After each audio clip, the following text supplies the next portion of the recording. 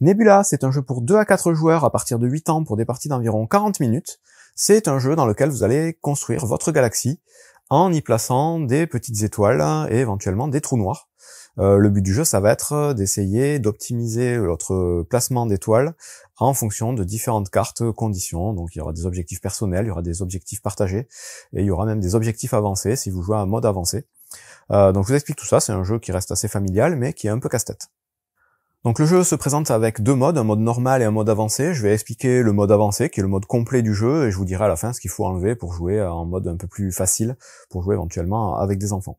Donc pour la mise en place, la première chose à faire, ça va être de sélectionner un certain nombre de trous noirs. Donc les trous noirs, ce sont les jetons noirs, justement. Tous les autres jetons, ce sont les étoiles. Donc les étoiles, il y a 6 couleurs différentes, blanc, jaune, orange, rouge, bleu et violet. Et donc il y a en plus la couleur noire qui sont les trous noirs. Si vous jouez à 2 joueurs, vous mettrez tous les jetons de trous noirs dans le sac. Si vous jouez à 3 joueurs, par contre, vous en enlèverez 5. Et si vous jouez à 4 joueurs, vous en enlèverez 10, que vous laisserez dans la boîte. Sinon, vous prenez toutes les étoiles du jeu et tous les trous noirs et vous les mettez dans ce sac en début de partie. Vous mélangez bien. Et ensuite, vous allez pouvoir installer le jeu. Donc le plateau principal, c'est celui-ci, sur lequel vous allez retrouver donc 3 zones particulières sur lesquelles vous allez pouvoir récupérer des étoiles. En début de partie, vous allez piocher dans le sac des étoiles et éventuellement donc des trous noirs pour les mettre sur chacun des emplacements, comme indiqué ici. Et une dernière étoile qui va être placée au centre ici, qui va être une sorte d'étoile joker qui vous permettra de placer plus d'étoiles sur votre galaxie. Ensuite, sur ce plateau, vous avez un petit marqueur ici, c'est le marqueur de trou noir, une sorte de piste qui, à chaque fois qu'un joueur va placer un trou noir sur son plateau, fera avancer le marqueur, et c'est une des conditions de fin de partie, je vais y revenir. Donc au début, vous le mettez en position 0 ici. Ensuite, sous ce plateau, vous avez un deuxième plateau ici, donc qui est le plateau avancé, sur lequel vous allez placer, donc dans un premier temps, des petits marqueurs correspondant à chacune des couleurs des étoiles. Dans un second temps, des petits marqueurs qui vont correspondre à chacune des 4 constellations que vous allez retrouver sur votre plateau personnel. Et enfin, 4 marqueurs qui vont correspondre aux 4 objectifs avancés qui vont être placés en début de partie au bas du plateau. Donc là, au niveau des cartes, vous allez avoir 3 types de cartes dans le jeu. Les cartes justement d'objectifs avancés, donc vous en avez tout un tas, vous les mélangez en début de partie et vous en piochez 4 pour la partie que vous mettez en dessous du plateau. Ensuite, vous avez les objectifs partagés, donc les objectifs communs.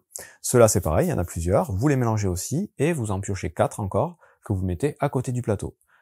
Ces objectifs-là, ce sera un principe de course. Il faudra essayer de les résoudre avant les autres joueurs pour espérer marquer un maximum de points. Je vais y revenir. Et enfin, on a les cartes d'objectifs personnels. Donc là, vous les mélangez aussi et vous en distribuez 2 à chaque joueur. Chaque joueur va pouvoir les regarder et en choisir un sur les 2 à conserver, l'autre sera remis dans la boîte, il sera pas utilisé pour la partie. Une fois que vous avez fait tout ça, toutes les cartes, vous pouvez les ranger, vous n'aurez pas besoin de cartes supplémentaires.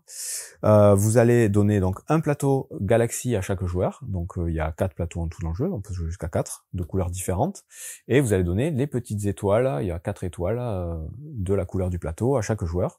Vous déterminerez un premier joueur à qui vous donnerez ce jeton, donc on vous dit le dernier à avoir observé les étoiles par exemple. Et à partir de là, vous êtes prêt à commencer la partie.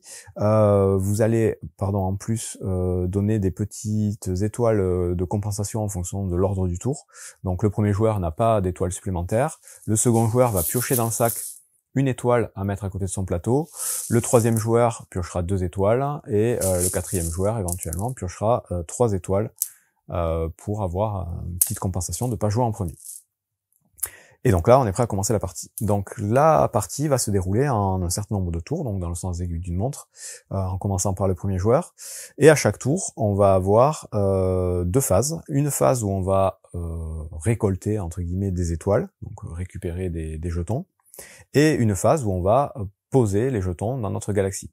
Ensuite, on vérifiera éventuellement si on respecte des conditions d'objectifs partagés. Et c'est au joueur suivant de récupérer des étoiles, en placer sur son plateau et vérifier les conditions. Et donc on va tourner comme ça jusqu'à atteindre une des 4 conditions de fin de partie. La première condition de fin de partie, c'est que ce marqueur-là, donc de trou noir, soit arrivé sur la dernière case. Dans ce cas-là, on finit pour que tout le monde ait joué le même nombre de tours, toujours en prenant en compte le jeton premier joueur, et on passe au décompte de fin. La deuxième condition, c'est de vider intégralement le sac de tous les jetons. Et il y en a quand même il y en a énormément. La troisième condition, ça va être de remplir 3 constellations sur le plateau d'un joueur. Donc vous allez voir, je vais vous présenter le plateau, mais sur chaque plateau, il y a 4 constellations différentes. Dès qu'un joueur arrive à en remplir 3, pareil, on finit le tour en cours et c'est une des conditions de fin de partie. Et enfin, la dernière condition, c'est d'avoir placé un certain nombre d'étoiles sur les objectifs partagés. Donc c'est de cette façon-là qu'on dit si on a rempli ou pas un des objectifs partagés. Donc là, si vous jouez à 2 joueurs et qu'il y a 5 étoiles sur les cartes d'objectifs partagés, ça met fin aussi à la partie. À 3 joueurs, il faut 6 étoiles. Et à 4 joueurs, il faut 8 étoiles sur ces objectifs-là pour mettre fin à la partie. Donc maintenant, on va rentrer dans le détail d'un tour de jeu. Donc à son tour, comme je vous ai dit, donc on a choisi un objectif personnel. Donc les objectifs, je vous les montre tout de suite. Il y en a de différentes sortes, mais c'est toujours des objectifs qui vont rapporter 14 points en fin de partie si on a rempli la condition.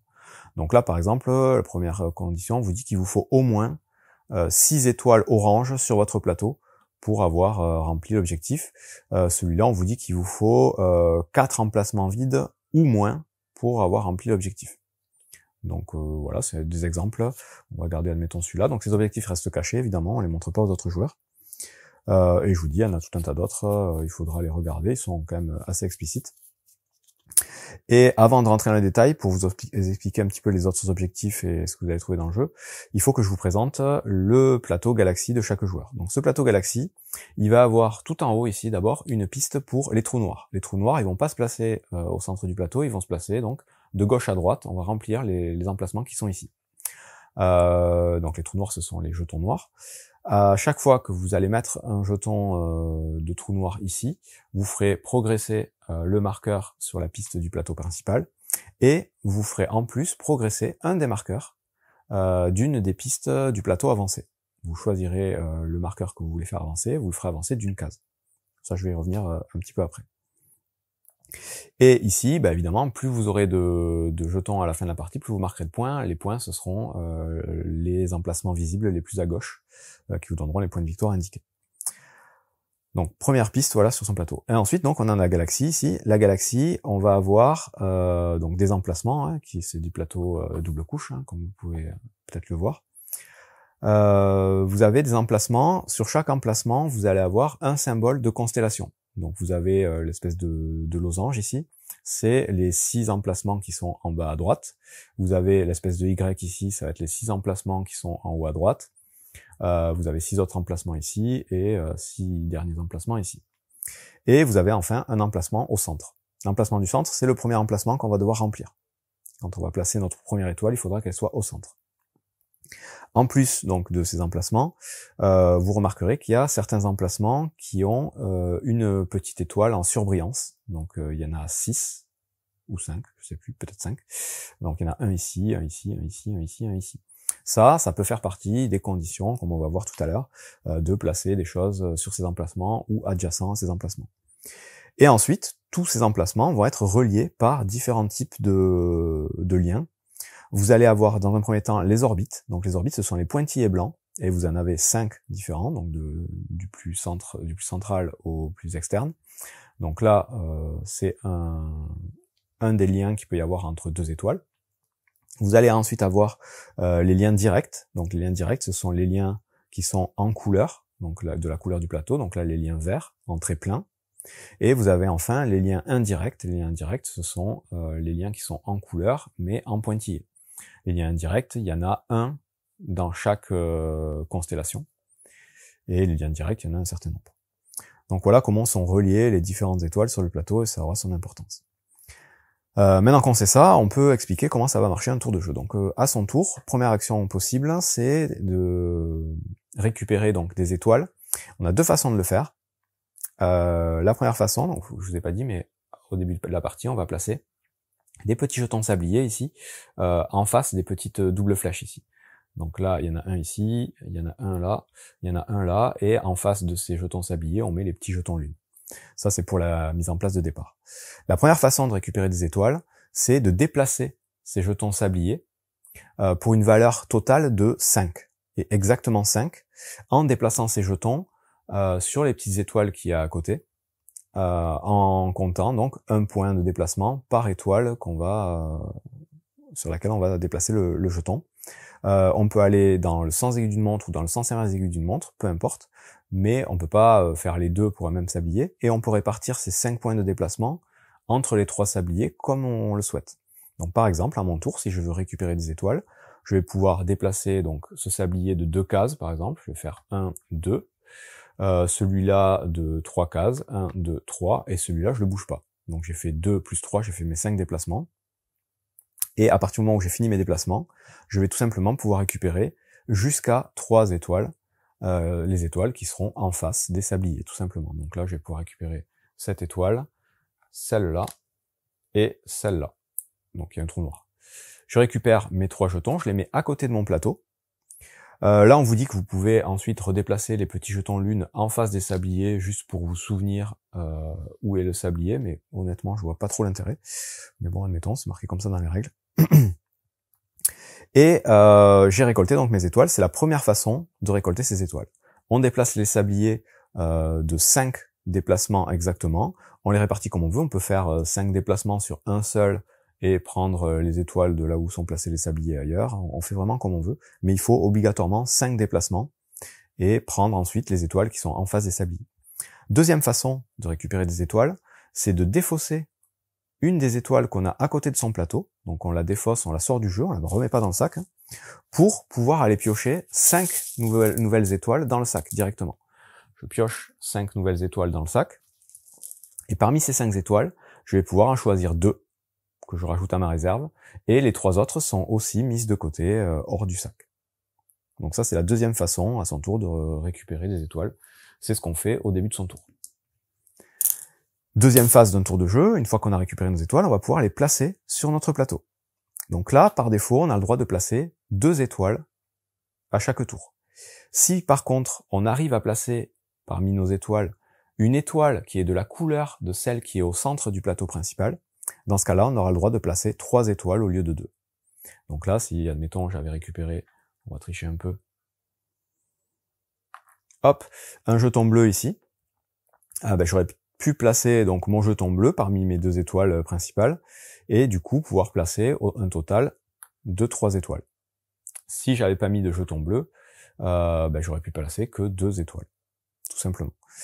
Et donc les règles de pose, elles sont simples. La première, c'est que la première étoile, comme je vous ai dit, doit être placée au centre. Ça, c'est la première chose. Dès que vous placez une étoile sur le plateau, elle doit être au centre. Les trous noirs, donc les jetons noirs, doivent être placés là-haut, de gauche à droite. Ça, c'est pas trop compliqué.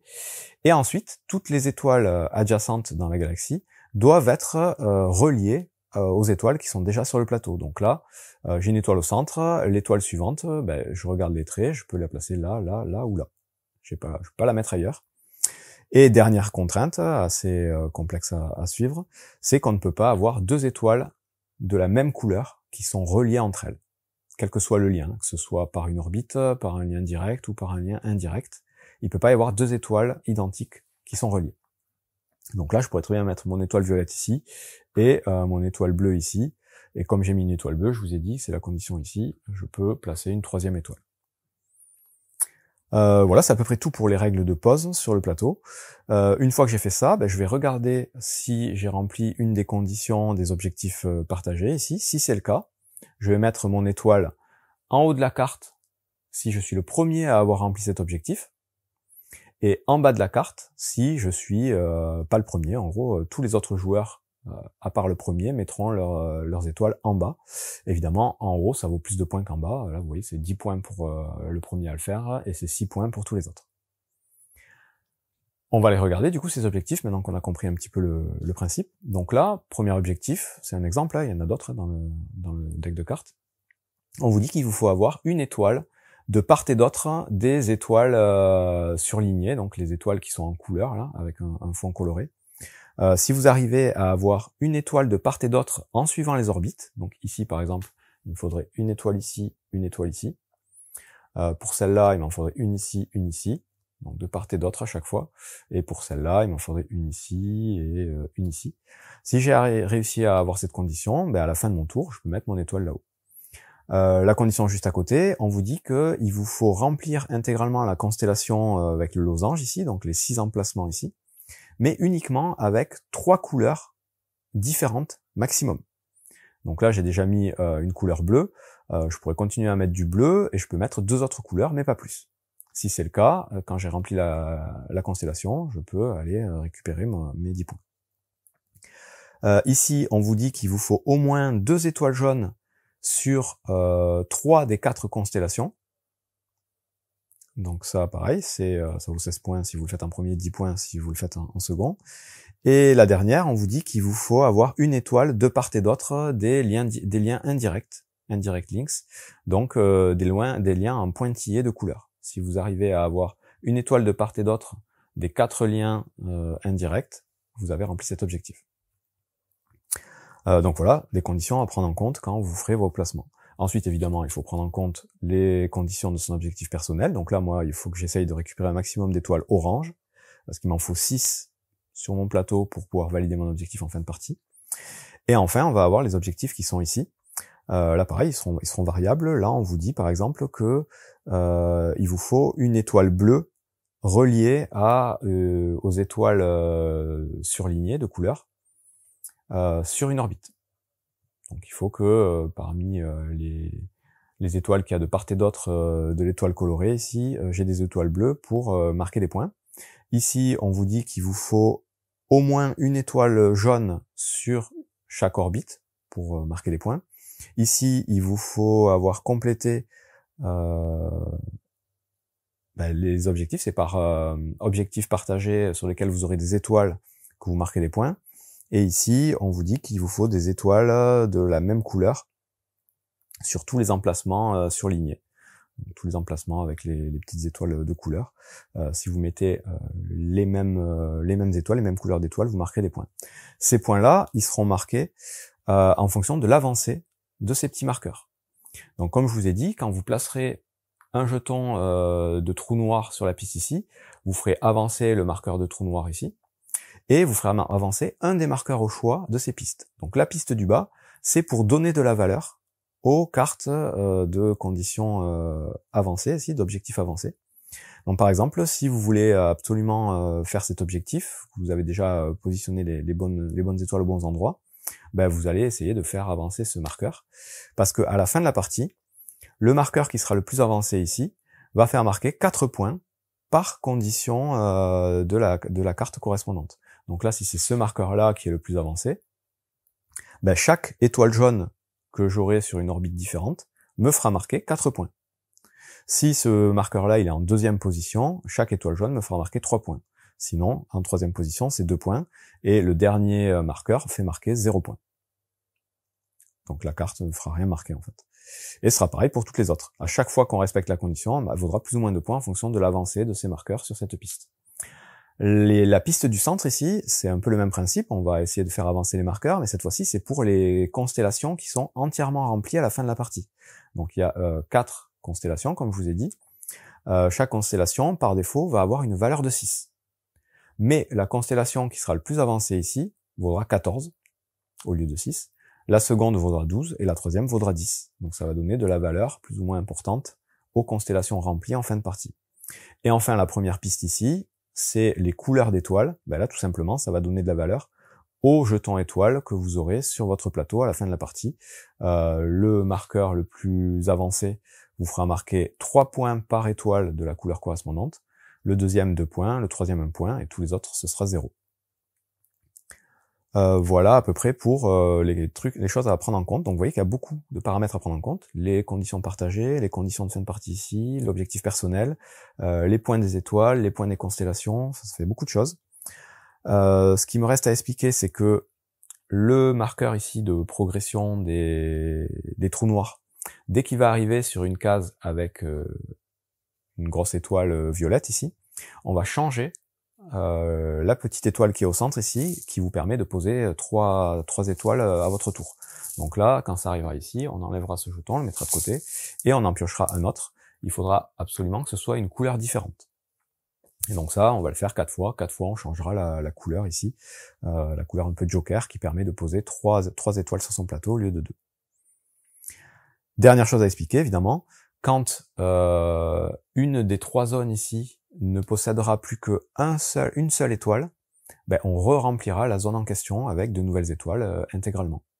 Donc ça, c'est à chaque fois qu'il n'y a qu'une seule étoile dans une des zones, sauf à 2 joueurs, ou à 2 joueurs, on remplit dès qu'il n'en reste plus que 2. Mais on remplit uniquement la zone correspondante.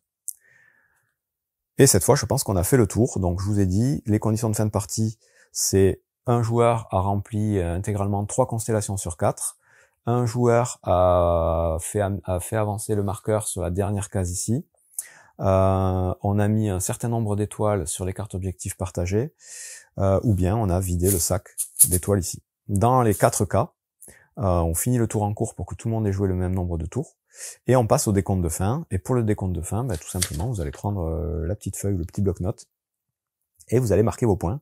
Donc première ligne, c'est votre objectif personnel, ce que vous l'avez eu ou pas, ça vaut 14 ou 0. Deuxième ligne, ça va être les points des étoiles que vous aurez placées ici. Si vous avez l'étoile en haut, c'est les points en haut. Si vous avez une étoile en bas, c'est les points en bas.